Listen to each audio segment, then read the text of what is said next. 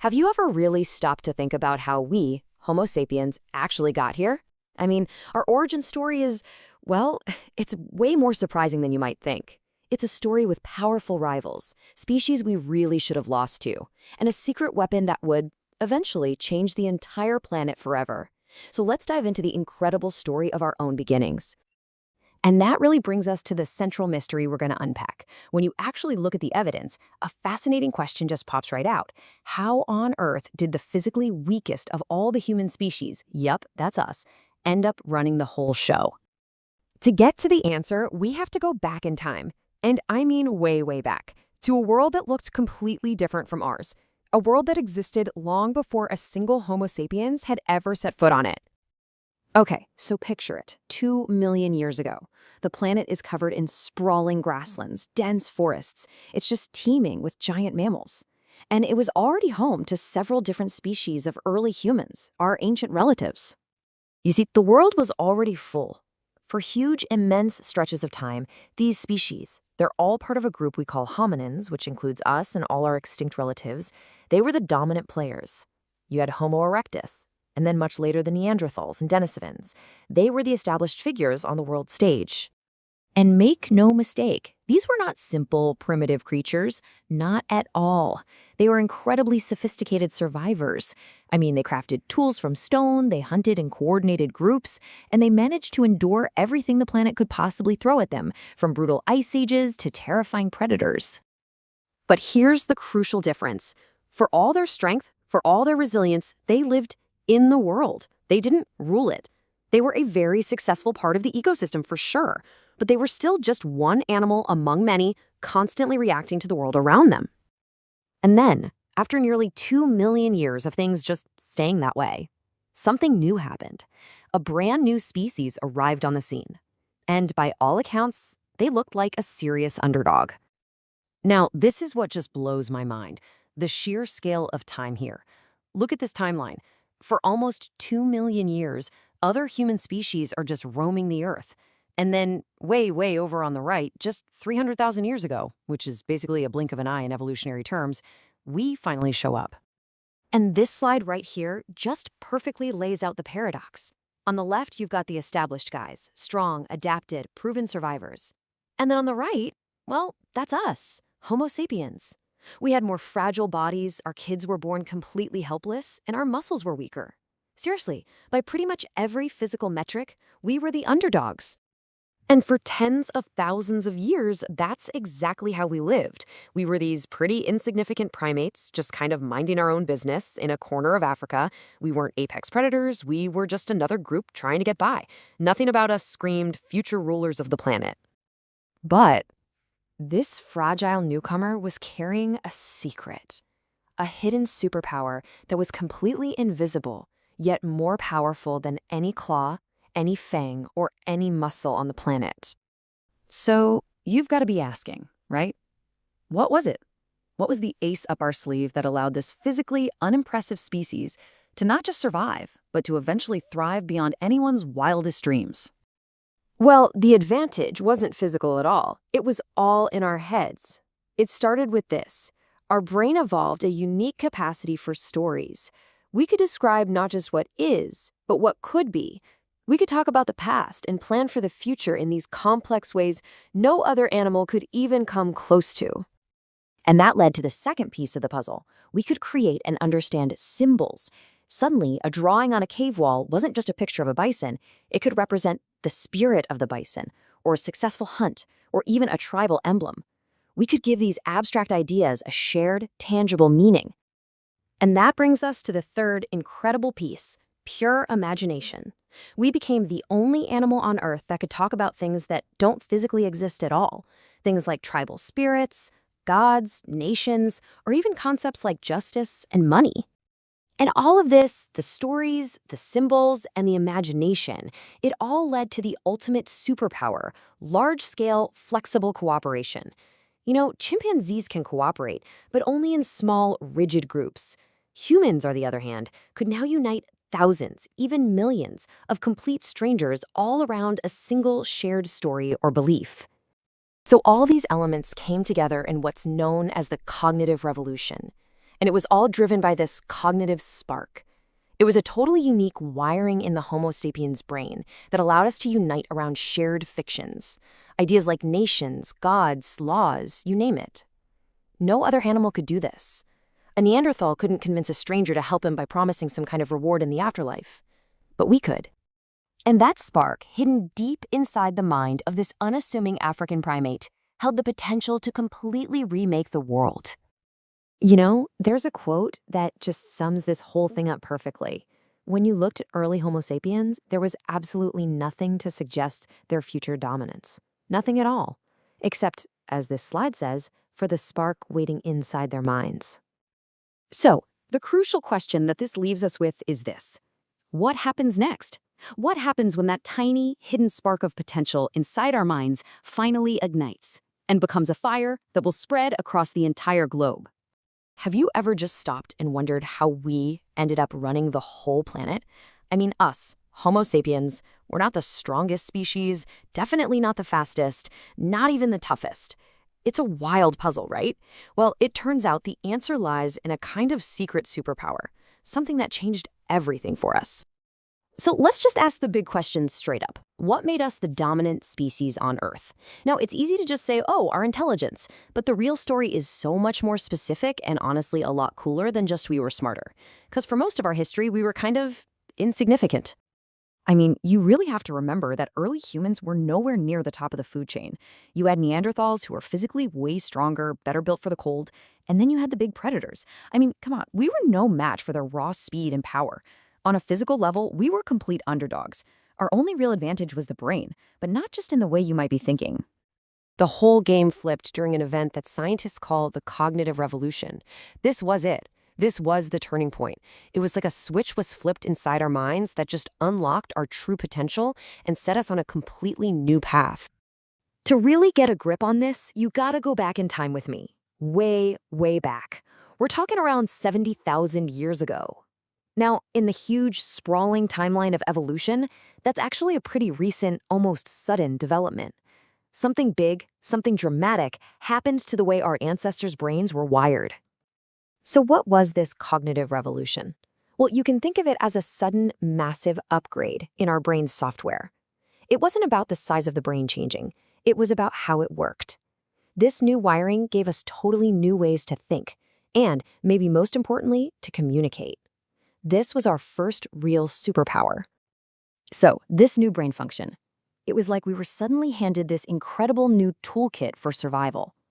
Our advantage wasn't about having stronger muscles. It was about having minds that could do something no other creature on Earth could do. And what was in this new toolkit? Well, things like a much more flexible language, the ability to think in the abstract, and plan for the long term. But the most important tool of all, the one that really changed everything, was something brand new, a shared imagination. And that was the ultimate game changer. And here we are, the power of shared fictions. This is it, you guys. This is the secret superpower that solves that whole puzzle we started with. This is what allowed a physically pretty unimpressive ape to, take over the world. It's our ability to create and to believe together in things that don't actually exist in the physical world. Just think for a second how profound that is. Other animals can communicate about reality. A monkey can shout, "Watch out, a lion." But humans became the first and only species that could say something like, "The great lion is the spirit of our ancestors." See the difference? One is a warning about reality. The other is a story. It's a whole new dimension of communication. And what did these imagined realities look like back then? Well, they were things like tribal spirits, or the idea that ancestors were watching over you. They were myths about how the world was created, rules about how to behave. They could talk about dangers that weren't right in front of them and plan for futures that hadn't even happened yet. These stories, they were like this invisible glue holding everyone together. And this, right here, is the aha moment. You see, you can get a small group of chimpanzees to cooperate because they all know each other personally. But you can't get 1,000 chimps to work together. It would be absolute chaos. Humans figured out how to get past that limit. We figured out how to unite thousands, even millions of complete strangers around a shared belief, a common story. Okay, so how did this ancient skill literally change the world? Let's connect the dots here. from those small hunter-gatherer bands all the way to the massive, complex global civilization we live in today. Because believe it or not, the mechanism is exactly the same. The process is actually pretty straightforward when you break it down. Step 1, you create a shared story. This could be a myth, a god, a law, a nation, anything. Step 2, that story unites total strangers under a single common identity. And step 3, that unity makes large-scale cooperation possible. You can build pyramids, create cities, launch companies, you name it. And this is really the main takeaway. That 70,000-year-old software is still running our world today. Think about it. The idea of a country, of money, of human rights, of a corporation, none of these things are physical realities. You can't touch Google or the United States. They are just incredibly powerful stories that we all agree to believe in. And that shared belief is what makes them real and gives them power. So I'll leave you with this to chew on. What are the shared fictions that structure your own life? The value of the money in your wallet, the authority of the laws you follow, the idea of the company you work for. They're all products of our unique, ancient, and unbelievably powerful ability to imagine things together. And that right there is humanity's secret superpower. So what if I told you that the most powerful force on Earth isn't some super advanced technology or a massive army, but just a story? It sounds a little crazy, right? But today we're diving into exactly that, the incredible power of the shared fictions that, well, make us human. I mean, have you ever just stopped and thought about it? How did our species, Homo sapiens, this kind of weak, slow animal with no fur, somehow come to dominate the entire planet? It's a massive question, and the answer, well, it's not what you'd expect. Because, let's be real, it's definitely not our physical strength. A single person up against a lion or a bear? Yeah, no contest. We don't have the sharpest teeth, we don't have the toughest skin, so if our advantage isn't in our bodies, where is it? Well, the answer lies in this really unique tool we have, this quirk of our imagination that evolved over time. It's a kind of superpower that, as far as we can tell, no other animal on Earth has. And here it is, our superpower is the ability to believe in shared fictions. Now, these are things that don't physically exist, right? They only live inside our collective imagination. But, and this is the kicker, because we all believe in them, we can work together with millions of strangers. That's something you just don't see anywhere else in the animal kingdom. And you know, this wasn't something we always had. This incredible gift for creating and sharing these complex stories popped up around 70,000 years ago. Historians call it the cognitive revolution. It was a period where our brains developed really fast, and it pretty much changed our destiny forever.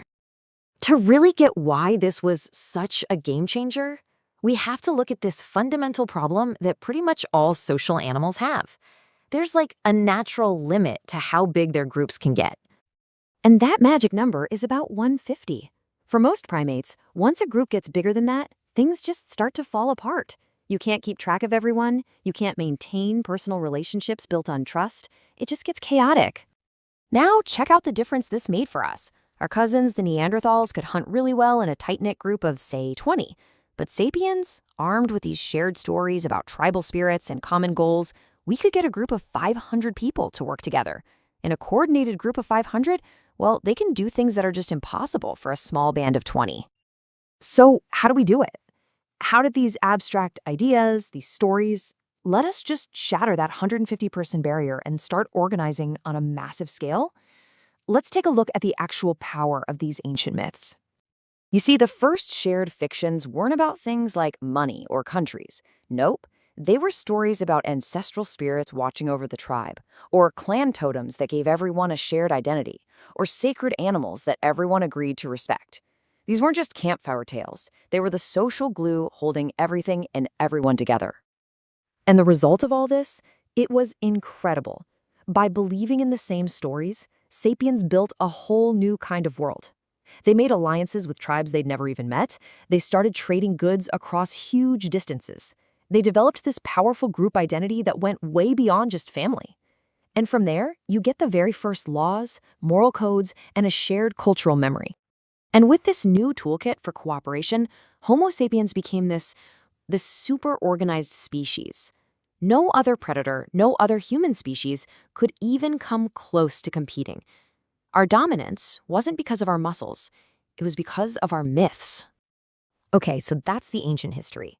But you might be thinking, what does this have to do with me? Well, this superpower is more alive and more powerful today than it has ever been. It's literally the invisible architecture of our entire modern world. Just let that sink in for a second. Every single large-scale human society, from ancient empires to the country you live in right now, is built on this same foundation of shared stories. It's a pretty radical idea, but once you see it, it completely changes how you look at everything around you. So let's bring it right into our lives. What is a nation? It's not the land, not really. It's a story we tell ourselves about a shared identity. What is money? It's just a piece of paper or, a number on a screen, but we all agree to believe it has value. Laws, corporations, human rights, even our sense of morality. These are all incredibly powerful fictions we all agree to live by. They only feel real because we all believe they are. So here's the big takeaway from all this. Our greatest strength, the very engine of our civilization, is our ability to make up stories and believe in them together. And that leaves us with a really profound and I think urgent question. If our reality is truly built on the stories we tell, what kind of world do we want to create with the stories we tell next? Back. I'm talking about the single most important change in the entire history of our species. We're going to look at that exact moment when Homo sapiens went from being, just another animal in the food chain to the dominant force on this planet. It all comes down to the stories we started telling ourselves. So, let's start with a really big question, right? What's our superpower? Seriously, when you look at the whole animal kingdom, what is it that truly sets us apart? What gave us such a massive edge over everything else? Now, the obvious answers? They're not the right ones. We're definitely not the strongest animal out there. Not even close. We're not the fastest, and we certainly don't have the sharpest claws or teeth. So if it wasn't our physical hardware, then what on earth was it? Well, the answer is so much more interesting. The real revolution, it didn't happen in our muscles or our bones. It happened right up here, between our ears. And that is the absolute key to everything. It wasn't about our bodies, our physical hardware. It was about a radical, game-changing upgrade to our mental operating system, our software. And that changed everything. So what exactly was in this new software package? Let's call it the Sapiens Toolkit. First off, you've got this incredible, almost magical power to imagine things that don't physically exist.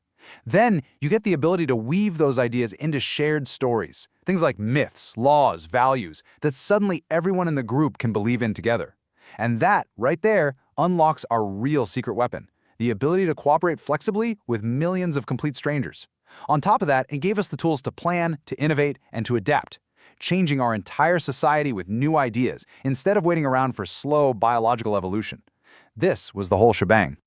And really at the heart of all this is the idea of shared stories. I mean, just think about it for a second. These are collective fictions. You can't touch a nation. You can't physically hold a law or a dollar bill and say, this is value. But because millions, even billions of us all agree to believe in them, they have immense, world-shaping power. They're like the invisible glue holding our entire civilization together. So how did this new way of thinking actually build the world we see today? Well, it wasn't overnight. It was this powerful chain reaction, a cause and effect that built our reality from the ground up, and it all started with pure imagination. It all kicks off right here, with this simple but totally radical ability to hold an image in your mind of something that isn't physically there, a spirit in a tree, a future hunt, maybe a better way to build a shelter. And what's the direct result of that? Culture. It's what gave us the very first cave paintings, the first sculptures, and those foundational myths that helped our ancestors make sense of a chaotic and confusing universe. Okay, next up in the toolkit, the power to think ahead. We stopped just reacting to whatever was happening in the moment. Instead, we started strategically planning for the future and, crucially, coming up with totally new solutions to old problems. And the outcome of that ability, it's just staggering, really. It's the journey that takes us from sharpening a pointy stick to inventing the wheel, from building a simple little hut to constructing these vast, sprawling, complex cities that house millions of people. Now, this might just be the most unique human skill of all. Sure, other animals cooperate, but not like us. We figured out how to work together with thousands, even millions, of complete strangers, all because we're aligned by some shared belief or goal. And the power that comes from that kind of mass cooperation is what allowed us to do the impossible. It's what let us build massive empires that spanned entire continents and organize the crews and build the ships that would eventually explore every single corner of this planet. So look, this isn't just some dusty, ancient history lesson. This cognitive transformation, it's the very foundation of the world you and I are living in right this second. It's literally our shared reality. Just think about the biggest pillars of our entire civilization. Science? That's a shared story about the best way to discover truth. Religion? A shared story about the cosmos. Nations, money, literature, all of modern technology. Every single one of these things is a direct descendant of that mental upgrade our ancestors got so long ago. It really does all boil down to this one simple, powerful idea. From the smartphone in your hand to the laws of your country, you can trace it all back to that one pivotal moment when our ancestors just started to think in a brand new way. And, that leaves us with a final pretty provocative thought. That same software is still running in our heads today. So if our collective imagination was powerful enough to build this ridiculously complex world pretty much from scratch, what kind of world are we going to choose to imagine and then build next? Something to think about. Thanks for tuning in. All right, we're going to talk about one of the most powerful forces that shapes our entire world. But here's the thing, it's completely invisible. I'm talking about the shared stories we all just kind of agree are real. So let's just jump right in with a pretty big question. What if I told you that most of what you think of as solid and real in our society, well, what if it only really exists in our collective imagination? Okay, just take these three things for example. A dollar bill. It's just a piece of paper, right? A border. It's literally an imaginary line on a map. And a corporate logo? Just a design. On their own, they're physically kind of insignificant. So what on earth gives them so much power? Well, here's the secret. The only thing they have in common is us. Our shared belief. We all agree that piece of paper has value. We all agree that crossing that imaginary line has real consequences. And we all agree that logo represents a huge entity with legal rights. Their power isn't built in. It's something we grant them, together. This incredible human ability is pretty much the engine that runs our entire civilization. And it has a name: collective fiction. Now, it's really important to get this. These aren't lies. They're not fantasies. They're actually incredibly useful tools. Maybe the best way to think about a collective fiction is like an operating system for human society. It's the software that allows millions of complete strangers to cooperate on some unbelievably complex stuff. And this isn't some ancient history thing. It's happening right now. All of us, we are living and working and making big decisions inside this huge web of stories that we ourselves created, a web that we choose to keep going every single day. I know this might still feel a little bit abstract, but trust me, these fictions are the absolute bedrock of our modern world. Let's take a look. I mean, just look at this list. From the money sitting in your bank account to the very country you live in, all of these are massive, powerful systems built on nothing more than shared stories and a bunch of rules we all agree to follow. Just think about the global economy for a second. It's this breathtakingly complex system, but the whole thing works only because billions of us believe in the value of currencies and stocks and, well, digital numbers on a screen. It's one giant story of value that we all take part in. And nations, wow, they might be the most powerful fiction of them all. Borders aren't physically real. You can't go trip over the 49th parallel. They are ideas that we have collectively imagined and then given immense authority over our lives. Or what about corporations?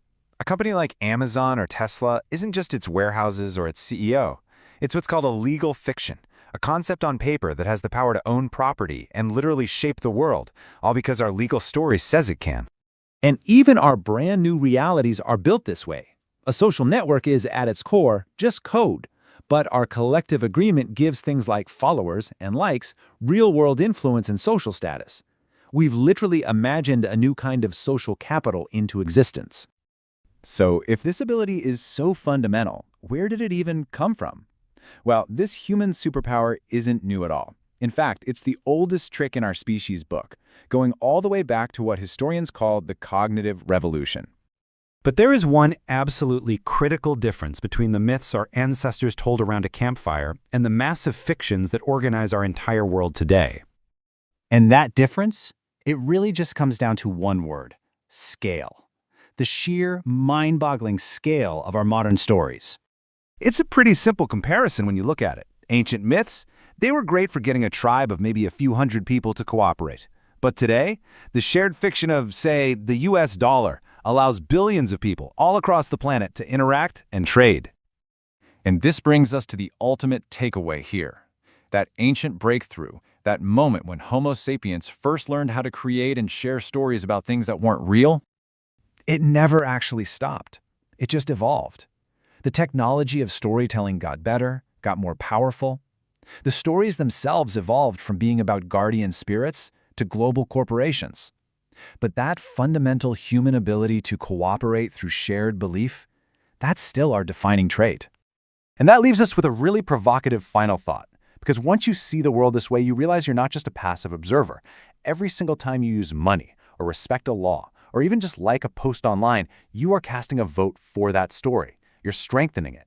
So the question isn't if you're part of a collective fiction, but which ones are you choosing to build? So what story are you helping to create? Us. How our species, Homo sapiens, went from being, well, just another animal to basically running the entire planet. It's an unlikely story, and it happened incredibly fast. Let's get into it. Because think about it.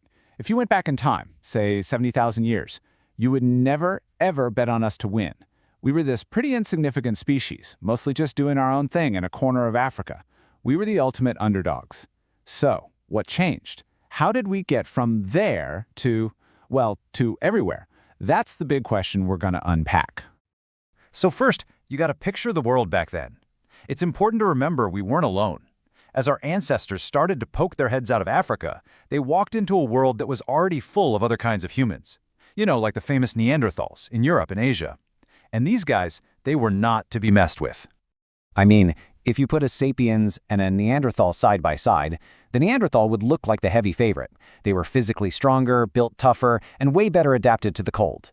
Heck, on average, their brains were even a little bit bigger than ours. They had the home field advantage for sure. So it was pretty clear we weren't going to win a brute force fight. We needed something else. And that something else turned out to be a massive revolution. But it didn't happen in our muscles. It happened in our minds. Sometime around 70,000 years ago, we just started to think and talk in totally new ways. This is what we now call the cognitive revolution. And it was, without a doubt, our secret weapon. So what did this actually mean? Well, this revolution gave us a whole new set of skills that were total game changers.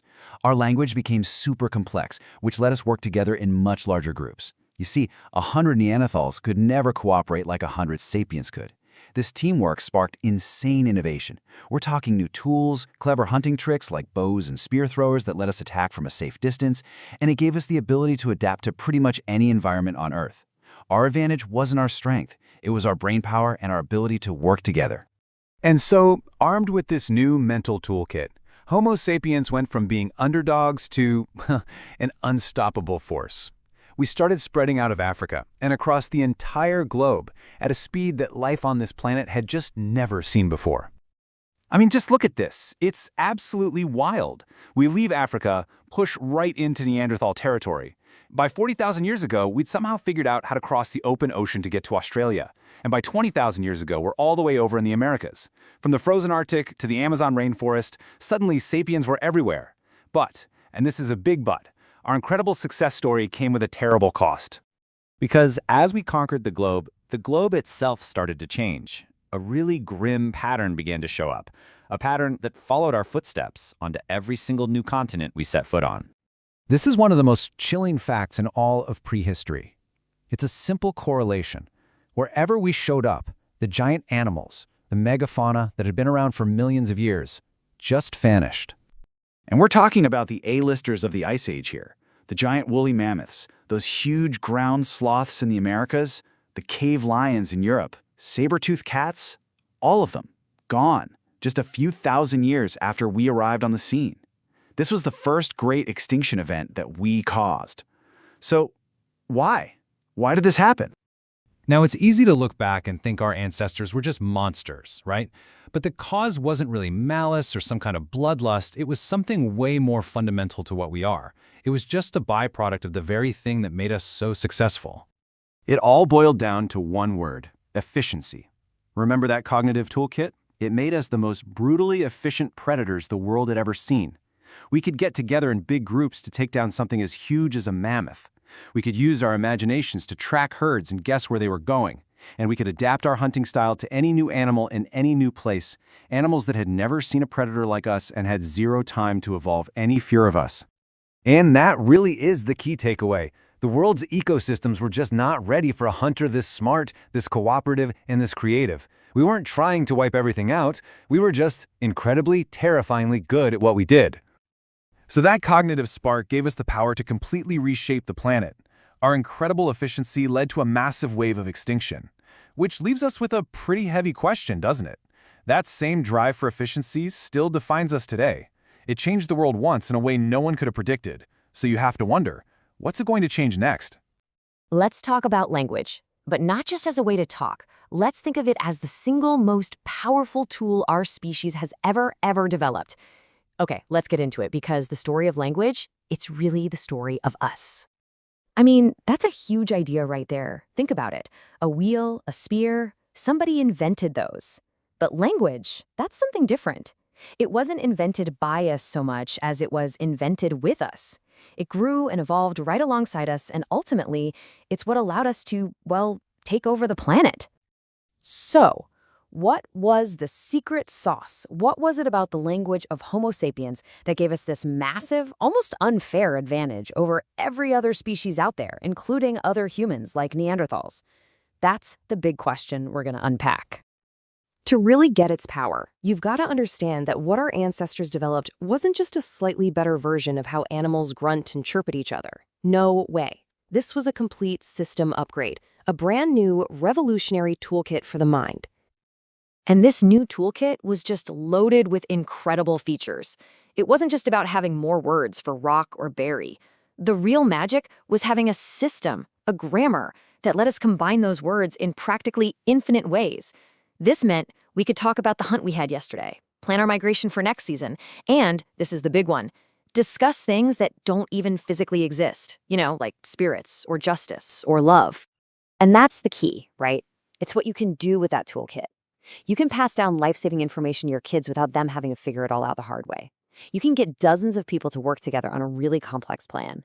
And you can unite thousands, even millions of strangers under a shared story, a common myth. All of those things are absolute game changers, for sure. But they all spring from one single core function that our language unlocked.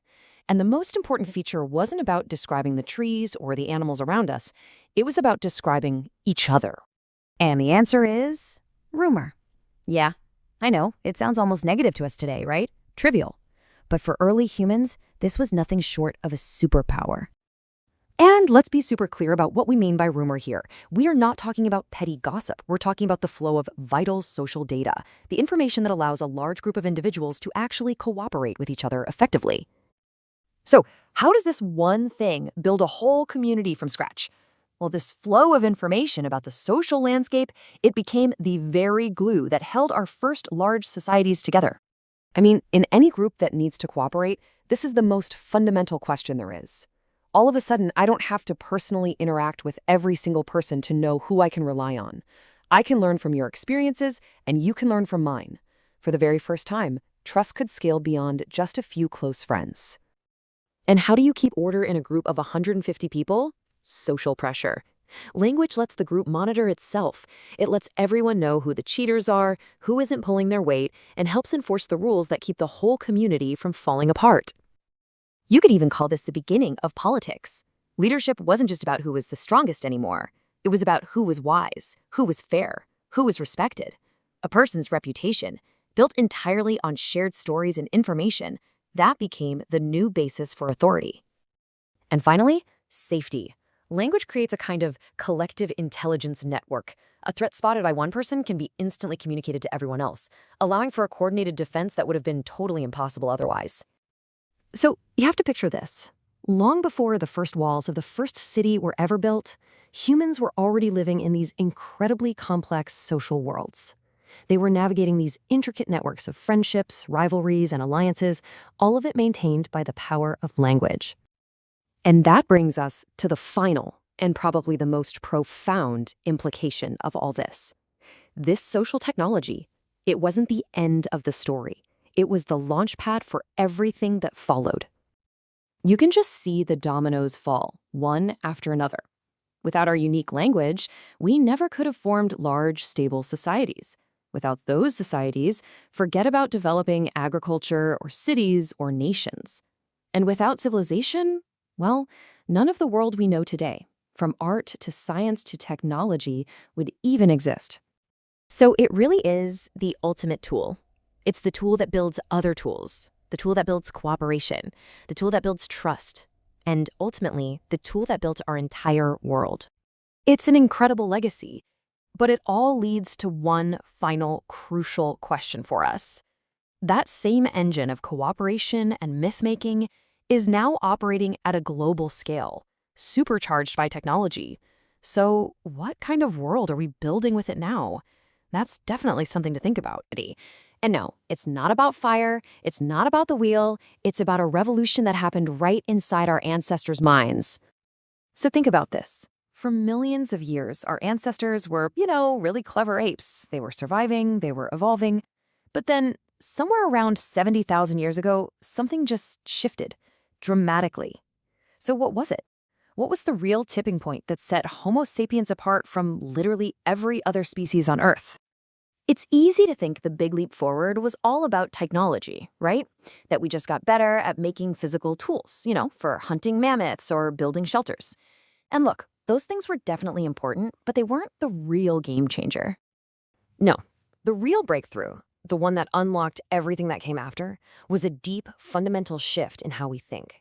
It was like we got a brand new mental operating system. You could call it a cognitive Big Bang. Okay, so how in the world do we know this happened? Well, to solve this mystery, we have to become cognitive detectives. The scene of the crime is tens of thousands of years old, but believe it or not, our ancestors left behind this incredible trail of clues for us to follow.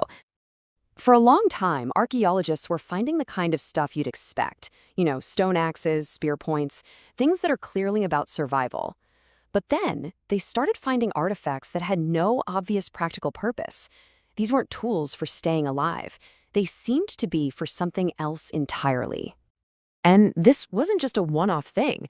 These strange clues started popping up all over the globe, spanning tens of thousands of years. We're talking painted shells in North Africa, these amazing abstract carvings in South Africa, all the way to the first musical instruments in Europe. A pattern was definitely emerging. And this brings up a really crucial question. Think about it. You're living in a world where every single day is a struggle just to find food. So why would you spend precious time and energy carving a piece of rock or drilling tiny holes in shells to make a necklace? What was so important that it was worth taking time away from, not starving? Well, the answer is that these objects are the first physical evidence of a totally revolutionary new ability. We are literally witnessing the birth of symbolic thought. This is the moment our species starts to live in a world not just of things, but of meaning. This right here, this is the pivot point. A spear is a tool for your hand, right? But a cave painting of a hunt, that's a tool for the mind. A shell necklace isn't for keeping you warm, it's for creating an identity. Physical objects were suddenly being used to represent abstract ideas. So let's just be clear about what we mean by symbolic thought. It's simply the ability for one thing to stand in for something else. It's the idea that a sound or an image or an object can represent a complex concept that you can't actually physically touch or see. So a simple carved line on a piece of ochre is no longer just a scratch. It can suddenly represent your clan or your identity. A necklace isn't just a piece of decoration anymore. It symbolizes your status in the group. And a painting of a bison on a cave wall, it's not just a picture, it's a way to connect with the spiritual world. And this new way of thinking, it didn't just change how our ancestors saw the physical world around them, it fundamentally changed the reality by allowing them to create entirely new worlds right inside their own minds. For the very first time, this ability to use symbols unlocked the power of true, pure imagination. Humans could now think about things that weren't immediately present, concepts that had no physical form whatsoever. And once that door was open, wow, it led to a creative explosion. It gave birth to the foundational concepts of pretty much all human culture, our mythology, our religions, and our ability to plan for a future that doesn't even exist yet. Think about all the things we take for granted that suddenly became possible. You could now conceive of gods and spirits, of magic and destiny. You could tell these rich, complex stories about your ancestors from the deep past, and you could make detailed plans for all kinds of possibilities in the future. None of this is possible without symbols to represent those abstract ideas. So, the crucial point is this. What humans believed, the stories they told each other, and the things they imagined, all of that started to shape their behavior more than their physical environment did. And this ability to unite under a shared story, a shared symbol, that was our secret sauce. It allowed for cooperation on a scale never ever seen before in nature. Now, this ancient cognitive shift isn't just some fascinating piece of ancient history. It is the absolute foundation of our modern world. Everything we've built rests on it. I mean, just think about it. What is money? It's just pieces of paper or digital numbers that we agree have value. What is a country? It's a story we all tell ourselves about a shared identity, represented by a symbol like a flag. Law, corporations, human rights, these are all incredibly powerful fictions, shared symbols that we all agree to believe in. And it's what allows billions of total strangers to cooperate. And that kind of leaves us with a final, really powerful thought. This ancient revolution, it never stopped. The very same cognitive tools our ancestors developed all those thousands of years ago are the exact same tools we use to build our reality today. So the only question left is, what world are we choosing to build with them? You ever stop and wonder what really makes us different from every other animal out there? I mean, it's not our claws or our speed or our strength. It was a single, massive change that happened not in our bodies, but deep inside our minds. Today, we're going to dig into that exact moment, the moment humanity learned to imagine, and how that one single ability completely reshaped our entire world. Okay, so to really get a grip on this, you need to understand one core idea. We humans are pretty much the only species that lives in two completely different worlds at the exact same time. Think of it this way. On one side, you've got the physical world. This is the objective reality that all animals share. You know, rivers, rocks, trees, the real, tangible stuff. But then there's the mental world. This is a reality we built entirely out of things you can't touch. Gods, stories, morality, a sense of purpose. This second world, it's our own unique creation. Now, for a huge, huge chunk of our history, our ancestors lived only in that first world, that physical reality. Their lives were all about survival, just like any other creature on the planet.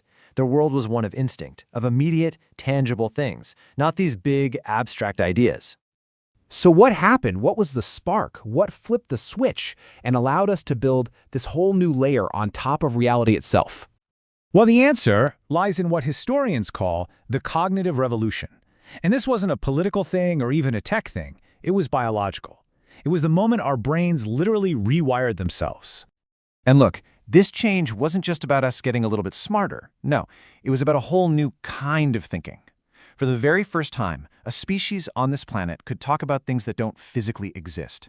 Things like legends, spirits, what might happen tomorrow.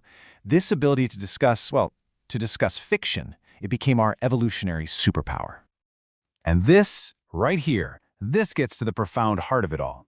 The universe itself is inherently meaningless, right? It's just physics, just chemistry. The cognitive revolution gave us the tools to invent meaning, to throw this rich, colorful blanket of purpose over the cold, hard facts of existence. So, with this incredible new ability, what did we actually build? Well, we started constructing this invisible architecture, this scaffolding of ideas that would eventually come to govern every single aspect of our lives. All of a sudden, bam, there was this absolute explosion of new concepts. Religion, mythology, moral codes, arts, these became the very foundations of what we call culture. And think about it, none of them exist in the physical world. They're all products of our shared imagination, passed down from one generation to the next. But here's the kicker. These concepts weren't just nice stories to tell around a campfire. Oh no, they were intensely practical tools. They solved the most fundamental human problem. How do you get huge groups of strangers to actually trust each other and work together? So for the first time, you have religions providing answers to life's biggest questions. What happens after we die? Why does the sun rise every morning? And maybe, most importantly, they created a shared moral framework that could guide the behavior of thousands of people. For the first time, myths and stories created a kind of collective memory. This is what allowed a tribe to pass down not just critical survival knowledge, but a sense of identity, who we are, where we came from, and what we believe in. And for the first time, things like shared rituals, music, and dance, they weren't just entertainment. They forged these incredibly powerful emotional bonds. They synchronized people, turning a random collection of individuals into a cohesive group, a real us. We can actually see this in the archaeological record. Think about burial customs. When people started burying their dead with tools or ornaments, it shows they believed in an afterlife, a purely imagined concept. It's a huge signal of this new capacity for symbolic thought and for deep compassion. And so, that brings us right back to the beginning. The physical world was still there, of course. The hunt was still real, the weather was still a threat, but now, layered on top of all of that, was this rich, complex mental world of shared beliefs that guided our every action and gave us a sense of purpose. So what was the ultimate consequence of all this, of living in this dual reality? Well, it was nothing less than the birth of civilization as we know. And this brings us to the biggest takeaway of all. This is the secret sauce. You could never get 1,000,000 chimpanzees to cooperate because you can't get them to believe in a shared story about a great chimp nation or the chimp stock market, but you can with humans. Our ability to believe in the same fictions is the glue that builds cities, enables global trade, and creates massive, complex societies. And that is not an exaggeration. Every single empire, every nation, every legal system, every economy you can think of, it's all built on this one foundation, our unique, incredible ability to collectively imagine and believe in things that aren't physically real. So I'll just leave you with this question to chew on. Just look around you. The money in your wallet, the laws of your country, the company you work for, the very idea of human rights, none of these things are physical objects. They're just powerful stories that we've all agreed to believe in. They are the living legacy of that quiet revolution that happened inside our heads all those thousands of years ago that continues to shape every single moment of our modern lives. Story. We're going to dive into the really unique journey of us, Homo sapiens, and confront some of the huge, monumental questions that we're facing about our own future. So it really all kicks off with one fundamental question. Just look around you. We've built these sprawling cities. We've literally walked on the moon. We've connected the entire globe. No other species has even come close. So what is it about us? What really makes Homo sapiens the dominant force on planet Earth? You know, the answer? It's probably not what you're thinking. So, what was our secret weapon? Well, it wasn't sharper claws or stronger muscles or thicker fur. See, while pretty much every other species was locked into the slow, grinding path of physical evolution, limited by their own biology, we took a completely different fork in the road. Our big revolution, it wasn't about the body. It happened in the mind. And that right there, that sets the stage for our entire origin story. To really get a handle on who we are now, we have to rewind the clock. We have to go back to that exact moment we became a totally different kind of animal, all thanks to this revolution of thought. And this is the crucial point, right here. Everything that defines us, our art, our science, our societies, the whole shebang, it wasn't kicked off by some external event. It wasn't a meteor or a massive ice age. It was an internal one. A deep, mysterious, and absolutely world-altering shift that happened somewhere deep inside the human brain. And wow, what a journey it's been. I mean, for millions of years, our ancestors were basically just simple apes, playing by the same rules as every other animal out there. Instinct and environment. That's it. Then, bam, something happened. The shift. That revolution in our minds just launched us onto a completely new trajectory, transforming us into Homo sapiens, the architects of our own destiny. So this cognitive shift, it didn't just make us a bit smarter. It gave us something totally unique, a shared superpower. But as we're about to find out, this power is a true double-edged sword. It's both an incredible gift and a terrible curse. And here it is. Our superpower is imagination. And I'm not just talking about daydreaming. No. This is something way, way more powerful. It's the ability to think up things that don't physically exist. Concepts like nations or laws or money or human rights. And then, here's the magic part. Convince millions of other people to believe in them too. That belief, that's the glue that lets us cooperate on a massive global scale. And that brings us right to the stakes, doesn't it?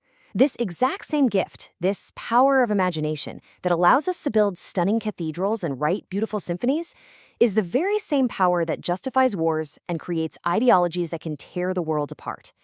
It is a tool of unbelievable power for both creation and for destruction. So, how did we actually use this incredible power? Well, we became architects of our own destiny. We started actively using our imagination to reshape the entire planet, to literally turn abstract thoughts into physical reality. In the process, when you look at it, is amazingly consistent. It always starts with a new idea, a shared myth.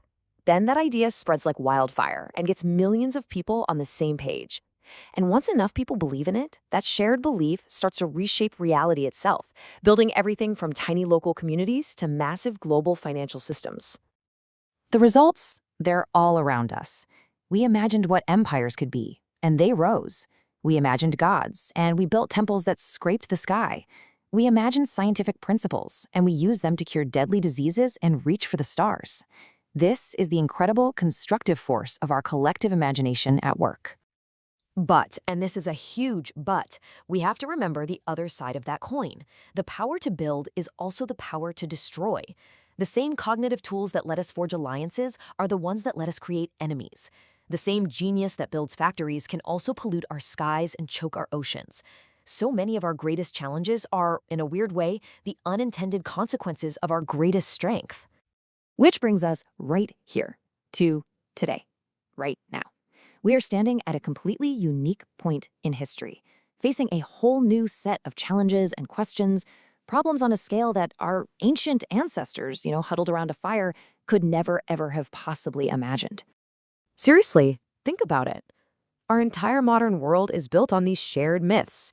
Myths of capitalism, of nations, of humanism. As we move into the future, which of these stories are gonna stick around? Which ones will change? And what totally new myths are we gonna have to create to guide us through what's coming next? Okay, and here's a big one. For the first time in history, we are creating things that aren't biological, but that can think.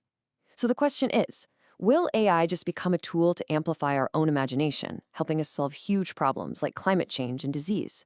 Or does it represent a potential replacement for the very thing, that cognitive ability that made us dominant in the first place? At the end of the day, it really all boils down to this. We're right back to that duality, that gift and that curse.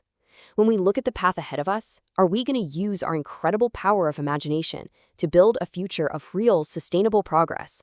Or are our stories and inventions going to lead us straight toward collapse? The outcome is absolutely not guaranteed. So, where do we go from here? The most thrilling and frankly, the most terrifying part of our entire story is that this next chapter, it's completely unwritten. We're still the architects. We are still holding the pen. And that leaves us with one last really provocative question to think about. If a revolution in thought gave us imagination, what's the next revolution? What new superpower, something we maybe can't even conceive of yet, is going to emerge to define the next stage of humanity? And that, right there, is the Sapiens question.